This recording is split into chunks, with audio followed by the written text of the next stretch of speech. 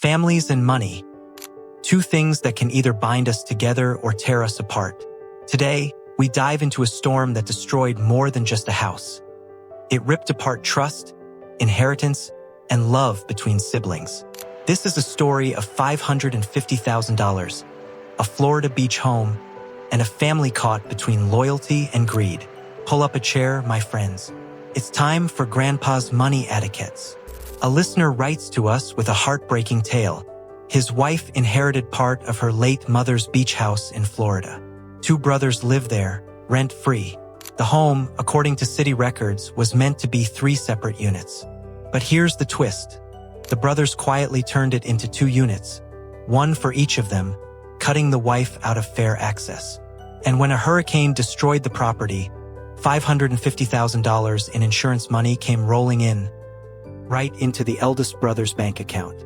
And now they've decided to rebuild the house as 2 units, leaving the wife completely out of the picture, telling her she'll only benefit after one of them dies. The husband asks, "Grandpa John, what are our options? How can my wife fight for what's rightfully hers without tearing the family apart?" My friends, let me tell you something straight. When money and grief collide, mistakes happen, and sometimes they're permanent. When this family went through probate, the legal process after their mother's passing, emotions were raw. The eldest brother took control, claiming he was just handling the paperwork. But behind the scenes, he maneuvered pieces on a chessboard only he could see. Here's the first red flag. The younger brother convinced everyone that his wife's name needed to be added to the title for tax reasons. A convenient story, wrapped in half-truths and confusion. The wife, grieving and overwhelmed, trusted her brothers and signed without question. As an old saying goes, trust is earned in drops, but lost in buckets. And oh, did that bucket spill over? By adding that extra name to the title, the brothers quietly increased their share of the property and decreased hers. A clever move disguised as family help. Then came the hurricanes, a literal storm to match the brewing storm inside this family. The house was destroyed. Insurance stepped in, cutting a check for $550,000. But instead of transparency, that money disappeared into the eldest brother's personal bank account. No receipts, no updates, no accountability. And now, the brothers tell your wife they'll rebuild as 2 units only, leaving her locked out again. Their message is clear. You'll see your share when one of us is dead. Imagine being told that about your childhood home. Imagine being told you have no say while others control your inheritance. This isn't just unfair. It's wrong. As Proverbs 28 verse 27 says, "He who gives to the poor will lack nothing, but he who closes his eyes to them will receive many curses." Greed never ends well. Here's the hard truth, my friends. These brothers have shown you exactly who they are.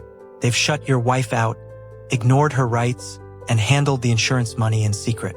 You cannot fix this with politeness alone. Appeasing them won't change them, it will only embolden them. There's a saying, the squeaky wheel gets the grease. Right now, the youngest brother is squeaking the loudest while holding the least financial weight. But noise does not equal power, the law does. It's time to demand a full accounting of where that $550,000 is going. Insurance money must be used to restore the property, not to line pockets or repair unrelated homes. If they've been dipping into it for personal use, they could be in serious legal trouble. So what can your wife do? There are 2 clear paths forward. Option 1, negotiate peacefully. Ask the brothers to buy her out. Put everything in writing. This gives her fair compensation and allows you both to walk away with dignity.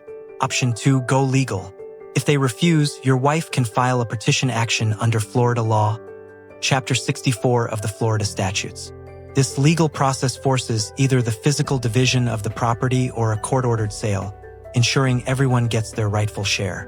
Yes, it's a big step, but sometimes, protecting what's yours means standing tall, even against family. Here's Grandpa John's final word of wisdom. Family and money are like fire. Handled with care, they can warm your home.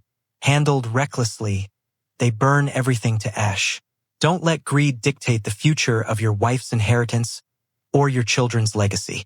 Stand firm, seek the truth, and remember, justice may move slowly, but it always moves.